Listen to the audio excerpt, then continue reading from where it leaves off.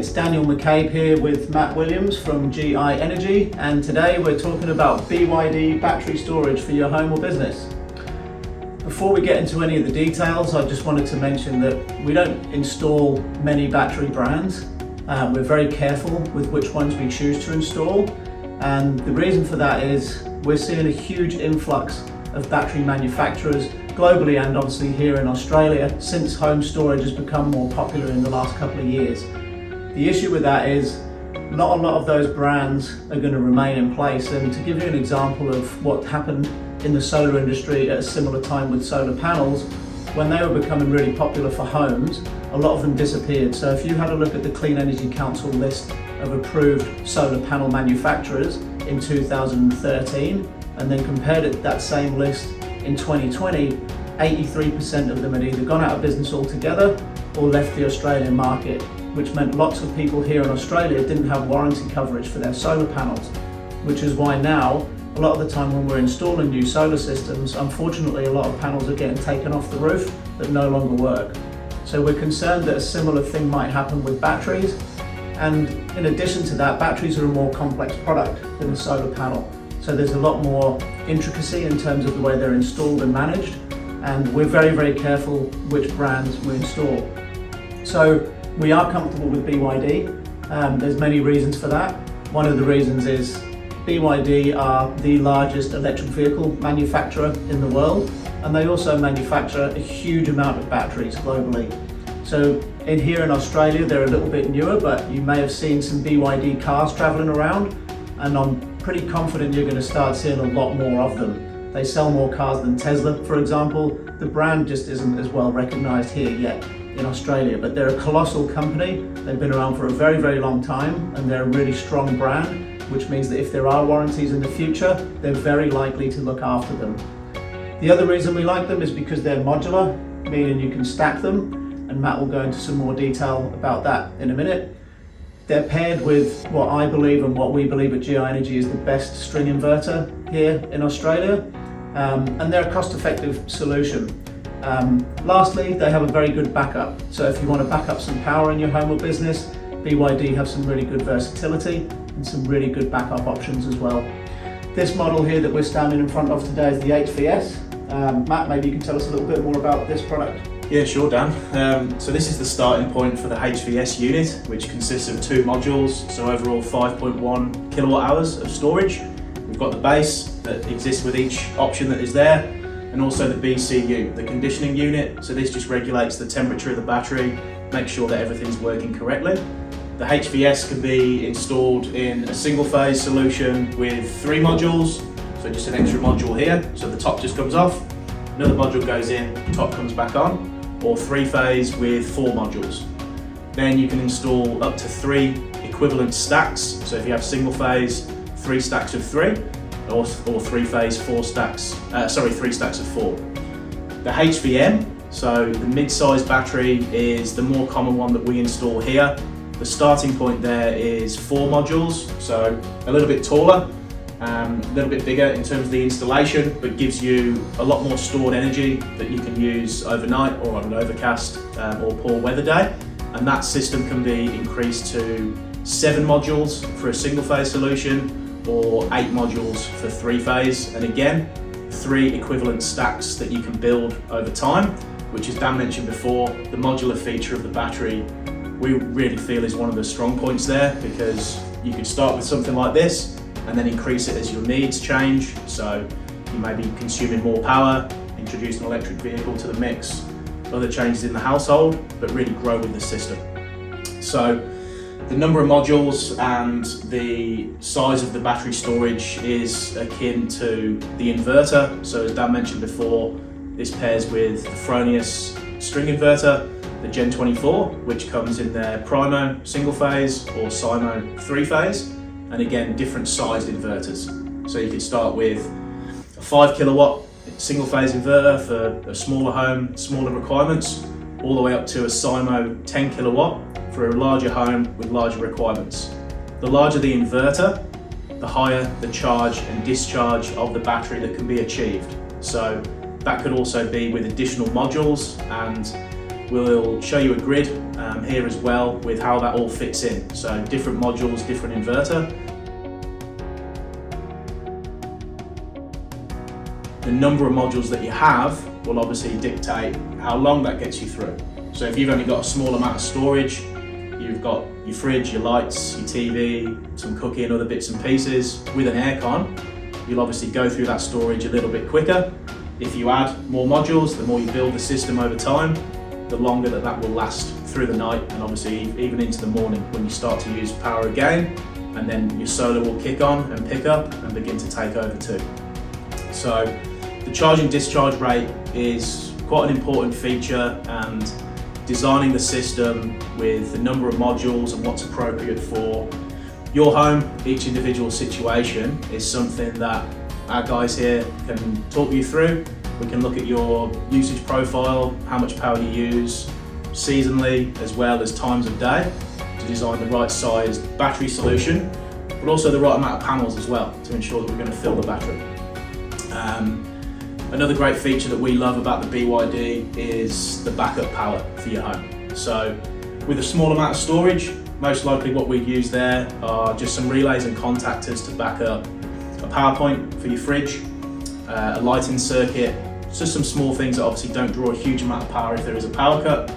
But this unit can be installed with full backup for a home on single phase or 3-phase that can cover.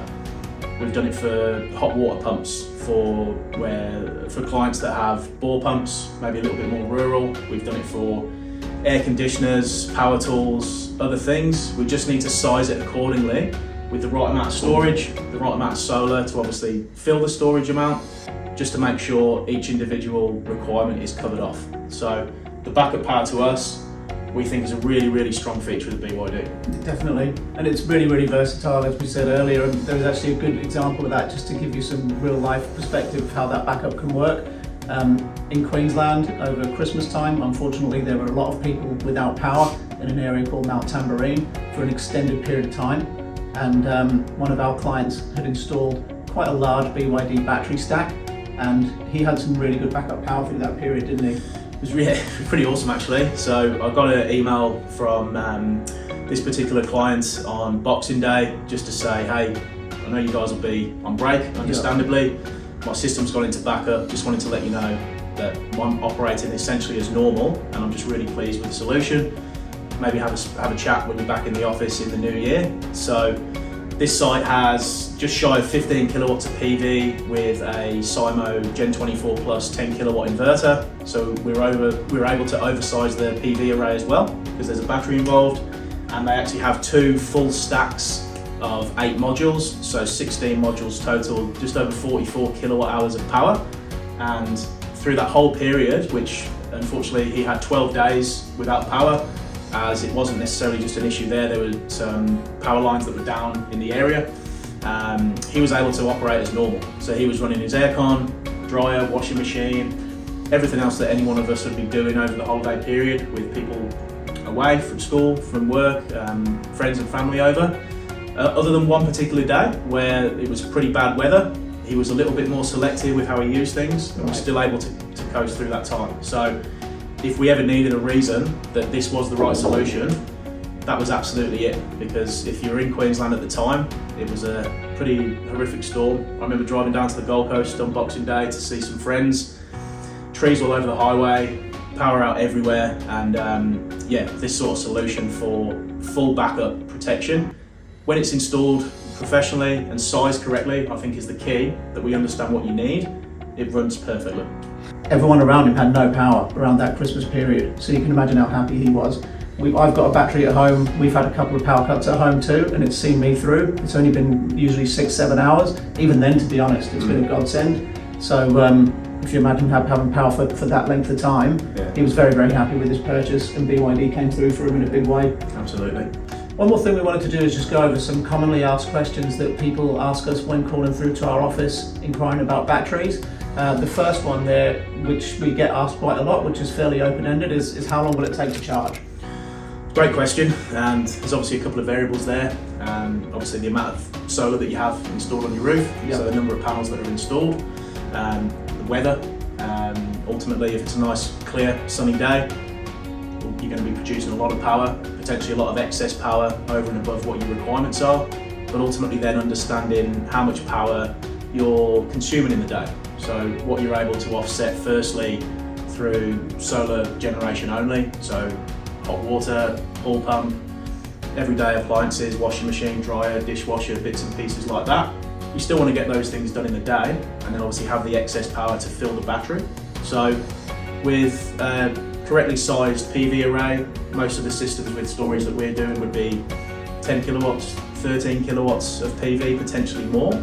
You're going to generate a lot of power, and obviously that's why we want to understand your usage profile to make sure that we're covering that not only in the summer when generation's really high, but in winter too. So winter generation can be a lot leaner than summer generation, 30%, 40% of the full potential. Yes. So that's where we need to understand how that's going to operate. Obviously the orientation of the roof as well, and where we can fit the panels and other bits and pieces there. So it's really a question of having a good consultation to understand how that's going to operate and how you consume power, because every house is different. Some houses have gas still, obviously, supply as well. Others are a bit frugal with aircon usage. Others just want to use the aircon consistently, like I know we do at home. So it's all about understanding your usage and the solar array, and obviously then designing the system around it. But charging and discharging, you can generally charge your battery within a couple of hours. So if you have the 11 kilowatt hour, which that's the most common we install, so obviously a good starting point with the HVM that you can still build up over time. If you're able to charge it at 4.6 kilowatts per hour with the 5 kilowatt unit, looking at about 2.5 hours. If you've got a full 22 kilowatt hour stack, it's going to take a little bit longer. So really it's going to dictate obviously what size system you have, what you have in place, but generally somewhere between 3 to 5 hours.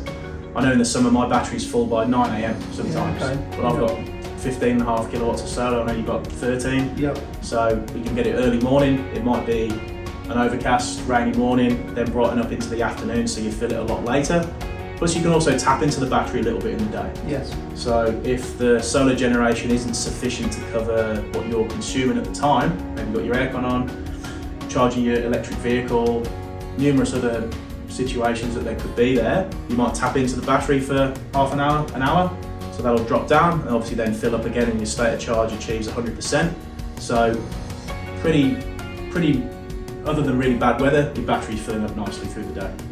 I think another question that we get asked a lot, which we've touched on there, is will it charge in winter? So obviously it depends on the size of battery, depends on the weather conditions. Absolutely, and there's other ways that you can actually charge the battery now. So through the Fronius monitoring, you can actually force charge the battery too. That's an addition that they're adding to the firmware and obviously the app user experience. So I do that with my system occasionally as well if I need to top it up, just to avoid demand charges and other tariffs that are obviously coming to us now, which we'll cover off in another video. Other benefits of obviously having a battery in place there, just to make sure that we're saving as much as we possibly can and offsetting our needs. Yeah. Another question also, which we've touched on the answer there, is what size should I get? It's something that people ask us a lot, isn't it? Absolutely. I think that, again, that comes down to an open conversation about how you use power, when you use power, what uses power, and obviously what's going to change in the future, because over the past few years, we've seen a huge increase in average power consumption for homes from 10, 15, 20 kilowatt hours a day to 30, 40, 50. Yeah. Some houses using 3 figures a day, hundreds of kilowatt hours a day. So understanding what you need now, but also scaling the system for the future. Yes. That's the beauty of this. You can build it over time. So you might just have a small amount of consumption at the moment. You may be having, I don't know, growing family, electric vehicle, you're going to put in a pool, you're going to put in aircon, there's other bits and pieces. So for me personally, what I recommend for a lot of our clients is the HVM 4-module 11 kilowatt hour unit, because that way I know it can be expanded up to 19 or 22 kilowatt hours depending on single or 3-phase, and then a second stack of equal modules, or even a third stack if that arises. Yeah. The HVS is still good if you've got pretty moderate usage, you don't see changes occurring, maybe you've got gas utility that you won't change, something else going on there. You can still have multiple stacks there, up to 20 kilowatt hours of 30 kilowatt hours on 3-phase. So still a large storage amount for a lot of homes. So it's just, again, worth understanding what you need, what your sort of future predictions are, which obviously change as well, and just making sure you're talking to somebody that understands and obviously wants to work with you too. Yeah, definitely. I think it's all about that consultation, isn't it, to get all of this stuff right. Another thing that people are wary of, and quite rightly so, is where's it going to go? Where can this be installed? And how big is it? It's a great question. It's probably a question we get asked more than anything, which obviously you want to know where it's going to be in your house. Yeah, so sure. If possible, and we can tuck it into the garage and there's space there, perfect. It's a floor mounted battery. Obviously you can see here the unit itself. So it's quite heavy. It's 295, 300 deep, so it sits right against the back wall in a garage if that's possible. If it needs to go outside, which is perfectly fine as well, you just need a nice concrete pad, flat area for it to sit on. 5'10" wide, so still pretty sleek compared to a lot of other options that are out there. And then it's the height of the battery. So if you have the 3-phase SIMO inverter, full 8 stack, it's about, well, it's 2200 height, so it's decent height as well. Yeah. So if possible, tuck it away. If we can cover it under an eave, obviously on the south facing wall, maybe even eastern facing wall if it had to be, not on a north wall or a west wall, just like your inverter where it's going to get a lot of heat, a lot of sun. That's not good for anything. Yeah. There is a purpose-made cover that a manufacturer has put together specifically for the BYD unit as well, which we've got some pictures of that we'll link into. That can be used if there is a location where it can't be tucked away in a garage or a carport or even under an eave out of the sun. Yeah. The only logical location is this particular unit. So, okay, we put a cover over it. And there's other regulations around proximity to other utilities, gas, whatever else is there, obviously proximity to doors and windows and other bits and pieces. So engaging a professional that understands the regs and the best possible location for it will ensure obviously a safe and happy life with a battery. Yeah, absolutely. We spoke about BYD making electric vehicles. A lot of people are obviously either purchasing electric vehicles or acknowledging that maybe their next car or the car over that will be fully electric or plug-in hybrid. Yeah. How does this integrate with an electric vehicle when that time comes, if you do buy one? Great question, and a lot of people ask us about electric vehicles or EVs. You may know I've got one down. I've probably mentioned it a few times in a few of these videos, whatever else. So it doesn't necessarily work exactly with the battery. So depending on how you wish to charge the car, so if you've just got a standard trickle charger that plugs into your wall like a kettle or a toaster, obviously that's coming at 2.5, maybe 3 kilowatts per hour, depending on the current rating of the power point. If you've got a wall charger and you can charge at 7 kilowatts per hour, that then just integrates like any other piece of equipment into your home. So if you can charge that from excess solar with this solution here, so you've got a Fronius Gen 24 inverter, a Fronius Watt Pilot as well. So the Watt Pilot can be programmed to take excess power. You can also tell it to take that power after this unit's been charged. Yep. So then it's all about the fuel mix and obviously utilising the power as best as you can to obviously save as much as you can and ultimately pull as little from the grid. So the emissions are lower as well. So it integrates with the inverter and your home, and ultimately the battery just sort of closes that loop off as well. Then you've got the stored power from the excess after everything else. Yeah. That sees you through the night. Hopefully there isn't a blackout, but obviously they're occurring a bit more frequently now, especially if you're a little bit more rural. Then you've got the battery to obviously see you through that part as well.